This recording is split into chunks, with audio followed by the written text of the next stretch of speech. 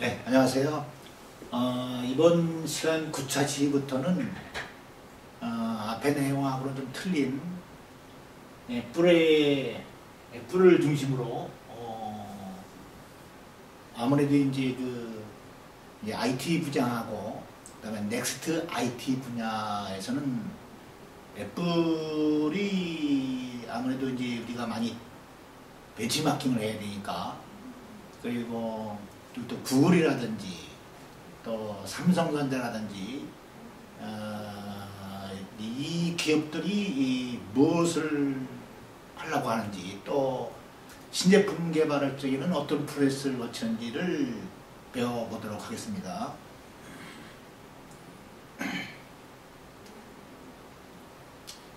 먼저 이제 여러분들도 이제 어떤 아이템을 잡아서, 많은 아이템 중에서 이제 이 가능성이 있는 그 아이템을 잘 잡아야 되는데, 그래서 이제 아이디어를 내고 그 아이디어를 컨셉화 시키고, 그 다음에 이제 비즈니스 모델을 잡고, 그 다음에 기술을 개발하고, 그 다음에 그 특허를 쓰고 이거를 할 텐데,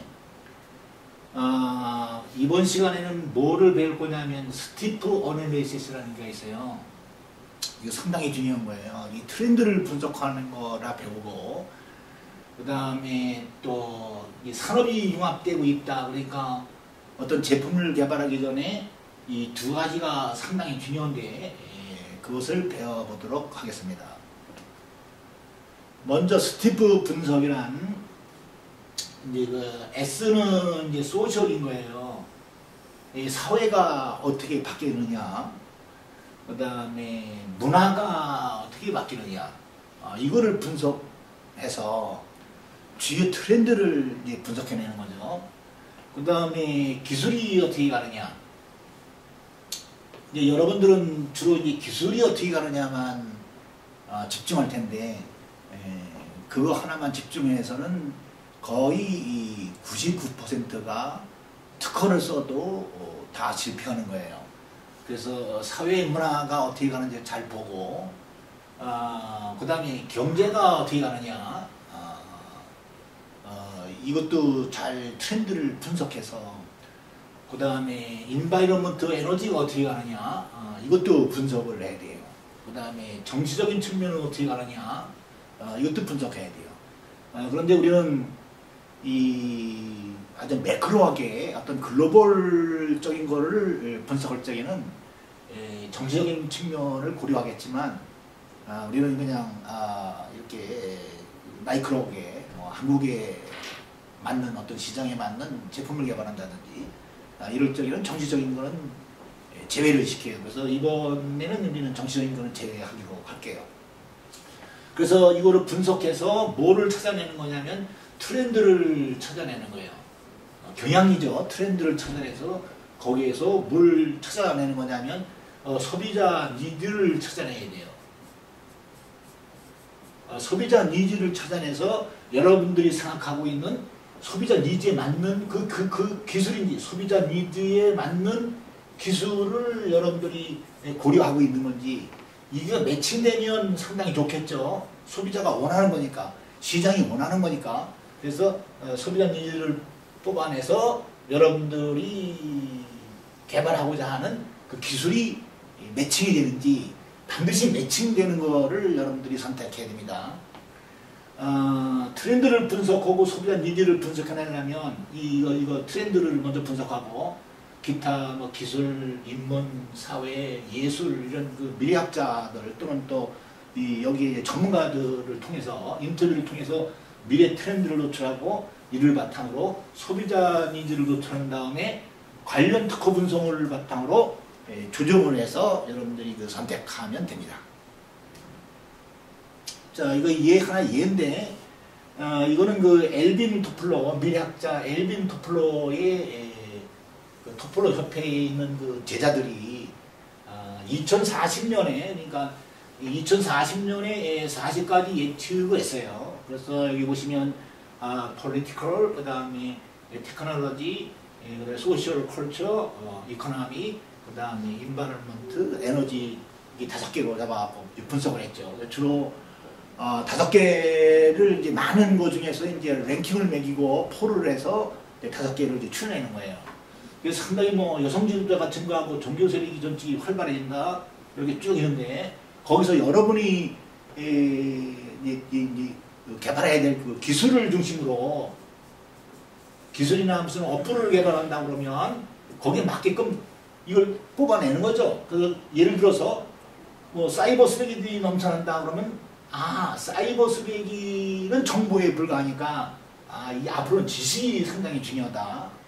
그 다음에 여기서 이거 잘 보면 매크로에서 이제 마이크로로 이동하고 있다. 예를 들어서 3D 프린터라든지 이제 분자를 빌딩 블록해서 이제 제품을 막 만드는 거죠. 그런 세상으로 가는 거예요. 제품이 아직 가치를, 그러니까 제품이 중요한 게 아니라 이제 앞으로는 이 고객의, 이 소비자 니즈에 맞게끔 어떤 가치를 줘야 소비자가 그거를 구매한다 이런 뜻이에요. 이제 고령화로 진입하고 있다. 예를 들어서 여기서 보면 이제 지식이 상당히 중요하죠. 그래서 여러분들이 어떤 그 하고자 하는 거에서 트렌드를 분석해서 이렇게 매칭시키는 작업을 하는 거예요. 이거는 이제 우리 한국에 있는 한국 리서치가 2030년 내가 트렌드를 분석했는데 사회 문화에서는 뭘 잡아냈냐면 다중심 사회로 간다. 그렇죠? 여러분들 뭐 개인 중심이 강화된다. 그 다음에 뭐 집에서 이제 생활하는 그 사회가 된다. 그 다음에 실버 세대가 뭐 등장하고 있다. 뭐 이런 거. 그리고 그 다음에 이제 기술 쪽에는 뭘 도출했냐면 리얼 인텔리전스, 이제 모든 게 실시간으로 지능화된 정보를 줘야 돼요. 실시간으로 그런 지식을 줘야 돼요. 그런 기술이 앞으로 이제 등장한다 이런 얘기고, 이코노미에 보면은 이제 창조적 생활자로 간다는 거죠. 여러분들 뭐 1인 창조 기업이라든지 혼자 산다든지, 그래서 이제 혼자 살 수 있는 그 방법론을, 그런 그 지식을 개발하고 기술을 개발해야 된다는 얘기죠. 그 다음에 이쪽에서는, 인바이러먼트 쪽에서는 환경과의 공존이죠. 공진을 해야 되는 거예요. 서로 공명하고 이런 쪽으로 간다. 이렇게 잡아서 소비자들의 니즈를 이제 도출하면 되는 거겠죠. 자, 그러면 이제 우리 나름대로 한번 스티브 분석을 해볼게요. 먼저 이 글로벌 환경을 보면 새로운 4가지의 힘이 등장하는데, 그게 뭐냐면 비규제화, 그 다음에 글로벌라이제이션, 그 다음에 디지털이제이션. 그래서 이 3가지 때문에 여러분들은 이제 인터넷을 갖고 애플 회사를 접속해서 어디서나 접속해서 지난 분기의 실적도 여러분들이 볼 수 있고, 어떤 신제품이 나왔으면 신제품에 대한 정보도 볼 수가 있는 거예요. 그래서 이게 상당히 중요한데, 그렇게 됨으로써 고객들이 스마트해진다는 거죠. 스마트 커스터머가 등장을 했다. 이 스마트 커스터머는 뭘 원하냐면 스마트하게 만들어 달라는 게, 스마트하게 써서 말하는 스마트하게라는 것은 지식을 달라는 게, 지식. 지능적으로 만들어 달라는 거예요. 그래서 지능적인 기계에 지식을 달라는 거예요. 이거를 무시한 노키아가 전 세계 시장 점유율 35% 가다가 2010년에 그냥 완전히 꼬꾸라지는 거죠. 이거를 무시한 한국의 LG전자가 폰을 스마트하게 만들어 달라는 그 요구를 들어주지 못한 거예요. 그래서 LG전자가 상당히 힘들죠.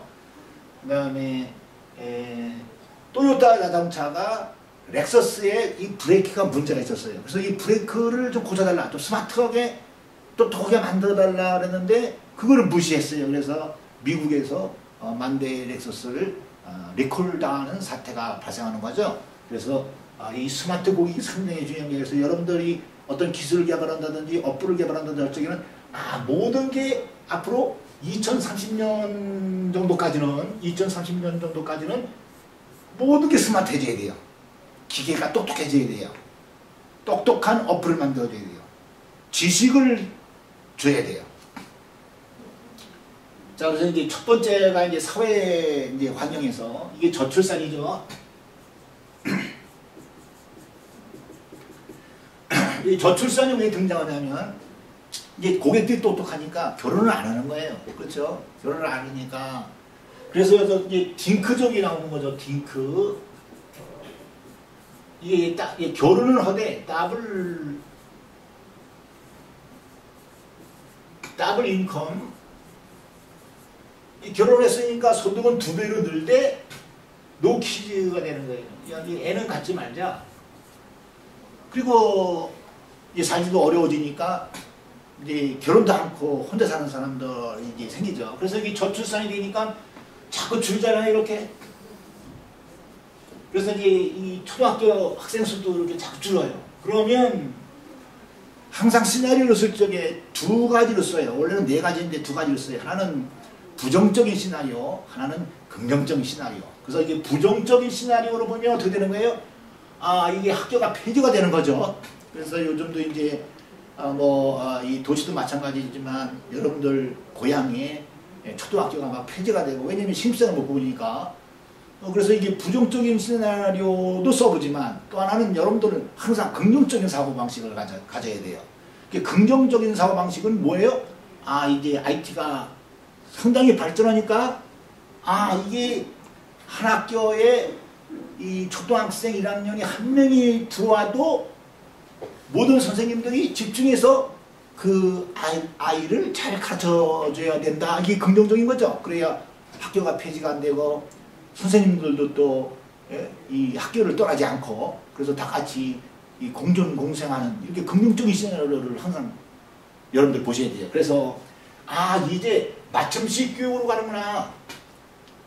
이게 1대1을 맞춤식 교육으로 가려고 그러면 이게 아이들 속성도 다 찾아내야 되고 아이들 특성도 찾아내야 되고, 그래서 이 초등학교에서부터 맞춤식 교육으로 갈 거고 또 중학교도 마찬가지고 고등학교도 마찬가지거든요. 그래서 맞춤식 교육으로 가려면 이 교과서가 다 전부 이제 전자책으로 바뀌어야 되죠. 여기 칠판도 이렇게 전자칠판으로 바뀌어야 되고, 그래서 이 학교도 어떻게 되는 거예요? 스마트 스쿨로 바뀌는 거예요. 스마트 스쿨, 똑똑한 이 학교로 바뀌어지는 거예요. 또 그러니까 많은 콘텐츠 이북이 나와야 되겠죠.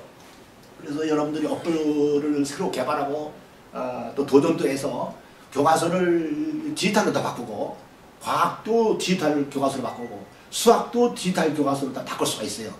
한번 도전해 보세요.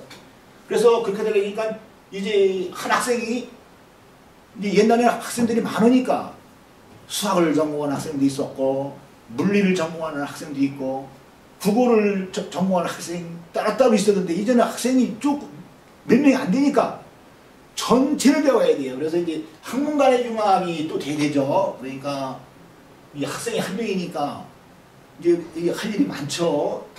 그래서 이제 또 롱 라이프, 이 생애 주기별로 라이프롱 에듀케이션이 또 나오는구나. 그러니까 여러분들 이게 다 뭐냐면, 이게 어떤 트렌드를 중심으로 해서 이 트렌드는 저출산인데 거기에서 뭘 뽑아내야 돼요? 소비자 니즈를 뽑아내고 이와 같이. 그래서 비즈니스를 찾아내는 거죠. 어떤 비즈니스를 해야 되냐? 맞춤식 교육에 맞는 기술을 개발해야 된다. 이북을 개발해야 된다. 콘텐츠를 개발해야 된다. 이 생애주기별 이걸 개발해야 된다. 이제는 또 학생하고 학부모하고 교사가 트라이앵글로 이게 묶어져야 돼, 그죠? 이게 따라 돌아가면 안 되고. 그래서 요즘 이제 학교들도 뭐냐면 이 학부모가 학교에 많이 가요. 그래서 참여도 하고, 그래서 이 트라이앵글 시스템도 여러분들이 개발하면 이 돈을 벌 수가 있는 거죠. 또 그다음에 가상화, 그다음에 스마트 러닝, 이런 것들이 새로운 비즈니스 기회다. 그러니까 어떤 트렌드를 봐서 긍정적으로 봐서 거기에서 어떤 비즈니스의 기회를 찾는 거, 이거 상당히 중요합니다. 자, 이번에는 싱글로 산다. 결혼을 않고 싱글로 사는 거예요. 자, 싱글들은 다 틀려요. 좋아하는 색깔 틀리고 좋아하는 컨텐츠 틀리고 다 틀려요. 그래서 맞춰주기가 상당히 힘들지만 부정적으로 보면 그렇지만 또 긍정적으로 보면 야 이게 개성 특기를 잘 파악하는 어플을 개발한다든지 그러면 그 어플은 방방 뜨는 거예요. 다양한 어플이 필요 없구나 이제. 그렇죠? 600만 싱글이 600만이니까 이걸 다 만족시킬 수는 없지만 공통점을 찾아내서 거기에 맞는 이 지식 어플을 여러분들이 개발하면 상당히 좋겠죠. 그리고 혼자 사는 방법 아무도 안 가르쳐주죠. 여러분들 중에 제가 보기에는 한 30에서 35%가 혼자 삽니다. 결혼한 거. 그런데 아무도 안 가르쳐줘요. 아버지도 안 가르쳐주고 어머니도 안 가르쳐주고 학교 선생님도 안 가르쳐주죠. 혼자 사는 방법. 그러니까 여러분들 혼자 사는 방법을 한번 어플리케이션을 개발하면 이것도 다운로드 수가 상당히 많아질 거예요. 그리고 싱글들을 위한 로봇 이것도 상당히 중요하죠. 그래서 가족이 중요하다. 그래서 이 가족이 중요하다 그래서 여기서 나오는 비즈니스 패밀리 네트, 패밀리를 묶어주는 그 네트. 그래서 이 아버지, 어머니, 할아버지 뭐 다 같이 이 패밀리가 묶어져서 화상회의를 할 수가 있는 그런 시스템을 개발한다든지 그런 어플을 개발한다든지 그래서 요즘은 이제 싱글 오피스를 공략한다든지 싱글 네트워크를 공략한다든지 이런 것이 다 새로운 비즈니스입니다 이게. 그러니까 트렌드는 싱글로 가는데 여기에서 이런 비즈니스를 여러분들이 도출한 능력 그래서 하나를 선택해서 집중 연구 개발하시면 되겠죠. 자 이제 여기 고령화죠. 이거 예를 들면 이 고령화가 되니까 이제 2010년에 530만 명이고 2012년에 거의 600만 명이에요. 600. 2030년에는 1200만으로 높여요. 저는 고령화하면 야 이게 문제가 다 심각하다 그러죠. 이 정부에서도 심각하다고 그래요. 고령화 이 4대 보험 해주려고 그러면 또 65세 이상 우리가 고령화라고 그러는데 이 고령화를 70세로 넓히려고 그래요. 70세로. 70세를 넓히면 재정이 또 엄청나겠죠. 연금이라든지 이런 거 커버하려고 하면 아주 골치가 아파요. 그렇지만 이게 부정적으로 보는 거고 여러분들이 뭘 해야 되느냐. 옛날에는 아버지, 엄마, 할아버지, 할머니 4명이 여러분들 하나를 서포트했어요. 그런데 이제는 여러분들이 아버지, 어머니, 할머니, 할아버지 4명을 여러분들이 이제 서포트를 해야 돼요. 이 상당히 여러분들 어려워졌죠. 자, 이거를 어떻게 서포트를 해야 되는지 그거를 또 긍정적으로 잘 봐서 그거를 어플리케이션 한번 개발해 보세요. 또 이 생애주기별 라이프롱이 상당히 중요하죠. 또 고령자들을 위해서 이 헬스도 새로운 도전이 되는 거고 로봇도 상당히 큰 도전이 되겠고 근데 가장 중요한 게 뭐냐면 이거예요. BMI 우리 바이오 융합 기술을 배웠죠. 브레인 머신 인터페이스. 그래서 이 고령자들이 이 팔다리가 못 쓰시는 분들 또 눈이 어두우신 분들 이런 분들한테 칩을 이식한다 했죠. 또는 네 팔을 5개를 잡아내서 생각하는 대로 기계를 움직인다든지 이런 거예요. 이 BMI 기술을 이것도 도전해 볼 필요가 있어요. 이거는 뭐냐면 딥 브레인 스티뮬레이션이에요. 그래서 심부 자극, 뇌 자극 기술이죠.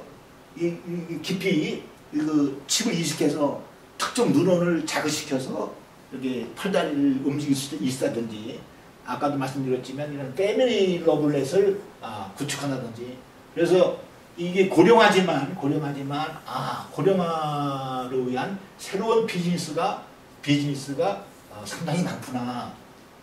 자 이번에는 여러분들 여기 기대수명이죠. 이게 기대수명하고 건강수명은 달라요. 건강수명하고는 이거는 이제 기대수명은 오래 사는 거죠. 이 건강수명은 예를 들어서 저 같은 경우에는 기대수명이 이제 80인데 그러면 건강수명은 어떻게 되냐면 70세부터 병원에 들어가는 거예요. 이건 병원에 가는 걸 얘기하는 거예요. 건강수명은 70에 병원에 들어가서 입원해서 10년 동안 고생한 다음에 80에 죽는 걸 얘기하는 거예요. 그러니까 앞으로 이것도 건강수명하고 기대수명이 일치가 되도록 하는데 노력하면 이것도 상당한 비즈니스가 되겠죠. 그래서 여러분들은 저는 기대 수명이 80이지만 여러분들은 기대 수명이 어떻게 되냐면 120이에요. 여러분들 생각해 보셨어요? 지금 60살에 정년퇴직하면 저는 모자 쓰고, 그죠? 이 정년퇴직한 사람들은 다 모자 쓰고 산에 가요. 산에 놀러 간다든지 산에 뭘 이렇게 산책을 간다든지. 저는 80이니까 기대 수명이 80이니까 20년만 모자 쓰고 100이면 돼요. 여러분들 생각해요. 여러분들 120살 살아요. 여러분들도 60세에 정년퇴직하면 여러분들은 모자 쓰고 산에 몇 년을 다녀야 되냐면 60년을 다녀야 되는 거예요. 이게 아주 상당히 심한 거죠. 그래서 부정적으로 보면 아주 어렵지만 또 긍정적으로 보면 120살 사는 방법, 이거 한번 도전해 보세요. 120살 사는 방법, 이거를 기술을 개발하든지 어플을 한번 써보세요. 그 다음에 120살 동안 잘 사는 방법, 잘 죽는 방법, 잘 늙는 방법, 빈 에이징 늙는 방법, 다잉 죽는 방법. 자, 그러니까 120살 잘 살려면 또 뭐가 중요하냐면 이게 상당히 중요한데, 맨 앞에 D는 데이터베이스를 확보해야 돼요. 맞춤식 의학 치료가 되려면 여러분들 어렸을 때 어느 병원에 가서 치료받고 약 받았는지 다 알아야 되잖아요. 그래서 데이터베이스를 표준화시켜야 되고, 이거 같이 가야 돼요. 이거 진단이에요. 진단하는 진단기만 개발하면 여러분들 실패합니다. 반드시 예방용이 이 처방이죠. 치료. 진단, 치료. 그 다음에 P는 예방이에요. 프리벤션, 예방. 그러니까 무슨 뭐 바이오 칩을 이용한 어떤 기계를 여러분들 도전한다면 반드시 이게 같이 가야 돼요. 데이터베이스하고 진단이 동시에 되고 치료가 동시에 되고 예방이 되는 거. 그래서 예를 들면 이제 위암을 진단했다. 그러면 위암을 치료받으려면 어느 병원에 가야 위암의 최고의 전문가가 있는지도 알려주셔야 되고, 동시에 위암이 안 걸린 사람들은 어떻게 예방이 돼야 되는지, 음식을 어떻게 먹어야 되는지, 그런 것들을 여러분들이 지식을 다 해서 기술을 개발하든지 어플리케이션을 개발하시면 돼요. 이건 하이스루풋 게놈이에요. 우리가 배웠죠. 나노종합기술에서 2020년 가면 게놈 분석 비용이 50만 원으로 간다. 그 다음에 기타 스마트 헬스라든지 하스피털, 이 버추얼 하스피털을 지금의 병원을 버추얼 하스피털로 이렇게 전환해줘야 집에서도 이제 의사 선생님하고 대화를 하면서 치료를 받을 수 있고. 자, 그래서 기대 수명이라는 커다란 트렌드에서 이와 같이 많은 비즈니스 기회를 찾아내는 거예요. 자, 또 하나 보면 이제는 정보화 사회는 갔어요. 정보화 사회는 뭐라고 그랬어요? 쓰레기예요, 쓰레기. 여러분들 그 인터넷에 가보면 정보가 얼마나 많아요. 다 쓸데없는 거예요. 다 쓸데없는 정보. 자, 이 쓸데없는 정보에서 여러분들이 뭐를 찾아줘야 되냐면 이 정보를 가공을 해서 지식을 이제 해줘야 돼요. 가공을 해서. 자, 그 지식이 바로 뭐냐면 요즘 여러분들 스마트폰에 있는 어플입니다. 어플은 여러 가지 DB에 있는 많은 정보들에서 데이터 마이닝을 통해서 고객들의 니즈에 맞는 가치를 주는 거예요. 그게 바로 지식사회다. 그래서 이제 앞으로 2015년 되면 지식사회가 올 거예요. 그러니까 여러분들 어디에 집중해야 되냐면 지식, 어플 개발, 콘텐츠 개발, 서비스 개발 이런 데 집중해야 됩니다. 기술 개발도 중요하지만 그러다가 2030년서부터는 우리가 바이오 융합 기술에서 배웠듯이 분자사회, 감성사회, 문화사회로 가는 거예요. 이게 3D 프린트입니다. 자, 이게 어떤 트렌드를 잘 여러분들이 봐야 돼요. 자, 이번에는 트렌드가 나이지 지식의 변천이라는 거예요. 이볼루션이 어떻게 가냐면, 자, 이거 보시면, 여기 인포메이션이죠. 인포메이션. 자, 이제는 2015년서부터는 이게 지식으로 가는 거고, 자, 2020년에서는 이제 집단지성이라고 하는 거예요. 집단지성 여러분들 많이 배웠죠? 뭐, 이민아 교수님이라든지 이인식 소장님으로부터 집단지성의 시대가 온다. 자, 그 다음에 이제 이모션, 감정이 옵니다. 감정. 감정으로 제어하고 컨트롤하는 세상이 오는 거예요. 그러다가 이제는 두뇌로 우리 저 배웠죠? 생각하는 대로 이 움직이는 컴퓨터, 생각하는 대로 움직이는 자동차 이 마인드로 가는 거예요. 2040년에는. 자, 여기 보시면 지식의 생산 주체가 보면 여기까지는 이제 생산자가 이거 하지만 여기서부터는 이제 소비자가 거꾸로 소비자가 60% 소비자가 지식을 생산하고 아이디어를 다 생산하는 거예요. 그래서 앞으로는 뭘로 간다? 크리시모로 가는 거예요. 크리시모. 프로시모라는 말은 들어보셨죠? 자, 프로시모에서 어디로 가냐면 크리시모로 갑니다.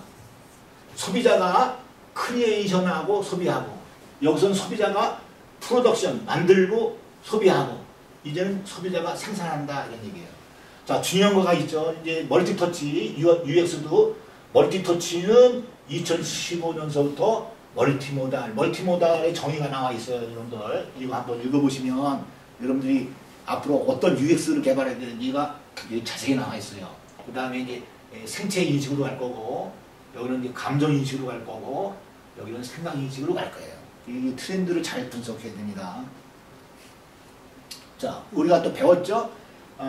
이 미래 기술은 어떻게 되냐, 융합으로 간다. 그래서 이 여러 가지 기술들이 융합해야 되니까 여러분들 하나의 기술만 갖고 뭐를 개발하려면 거의 다 실패를 해요. 그래서 나노도 해야 되고, 바이오 융합도 해야 되고, 정보 융합도 해야 되고, 인지과학도 융합해야 되고, 여러 가지를 융합해서 나오는 기술을 여러분들이 선택을 잘해갖고 앞으로 해야 되겠죠. 이것도 우리가 나노에서도 배웠듯이 이제는 앞으로는 이게 IT만 하나를 해서는 안 되고, BT만 하나만 해서는 안 되고, 나노만 해서도 안 되는 거예요.